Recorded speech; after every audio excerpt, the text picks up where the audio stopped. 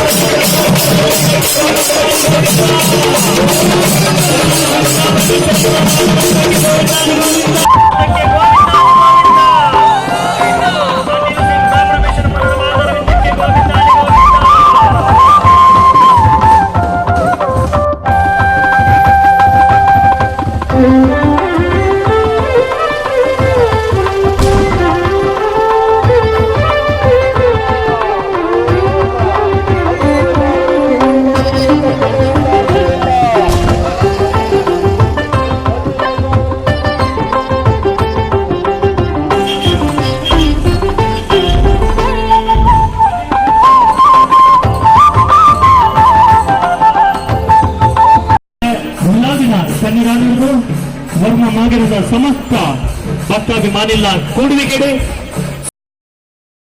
ಸುಮಾರು 4 ಟನ್ ಅಕ್ಕಿ, 5 ಟನ್ ಬೆಲ್ಲ, ರಾಶಿ ರಾಶಿ ತೆಂಗಿನಕಾಯಿ, ತುಪ್ಪ, ಎಣ್ಣೆ, ಕುಂಬಳಕಾಯಿ ಸಹಿತ ವಿವಿಧ ಸಾಮಗ್ರಿಗಳನ್ನು ತುಂಬಿಸಿ ತಂದ 300ಕ್ಕೂ ಅಧಿಕ ವಾಹನಗಳನ್ನು ಕಟೀಲಿನಲ್ಲಿ ಬರಮಾಡಿಸಿಕೊಳ್ಳಲಾಯಿತು. ಬಪ್ಪನಾಡು ಬ್ರಹ್ಮಕಲಶೋತ್ಸವ ಮತ್ತು ಅಭಿವೃದ್ಧಿ ಸಮಿತಿಯ ಅಧ್ಯಕ್ಷ ಎಂ ನಾರಾಯಣ ಶೆಟ್ಟಿ ಅವರು ಕಟೀಲು ದೇವಿಗೆ 210 ಗ್ರಾಂ ತೂಕದ ಚಿನ್ನದ ಮಲ್ಲಿಗೆ ಸರ ನೀಡಿದ್ದು ಅದನ್ನು ಕಟೀಲು ದುರ್ಗೆಗೆ ಸಮರ್ಪಿಸಲಾಯಿತು. ಈ ಸಂದರ್ಭ ದೇವಾಲಯದ ಆನುವಂಶಿಕ ಮುಖ್ಯಸ್ಥರ ದುಗ್ಗಣ್ಣ ಸಾವಂತರು, ಎನ್ಎಸ್ ಮನೋಹರ ಶೆಟ್ಟಿ, ಬಪ್ಪನಾಡು ಬ್ರಹ್ಮಕಲಶ ಹಾಗೂ ಅಭಿವೃದ್ಧಿ ಸಮಿತಿ ಅಧ್ಯಕ್ಷ ಎಂ ನಾರಾಯಣ ಶೆಟ್ಟಿ, ಪ್ರಧಾನ ಸಂಚಾಲಕ ಸಂತೋಷ್ ಕುಮಾರ್ ಹೆಗ್ಡೆ ಮತ್ತಿತರರು ಉಪಸ್ಥಿತರಿದ್ದರು.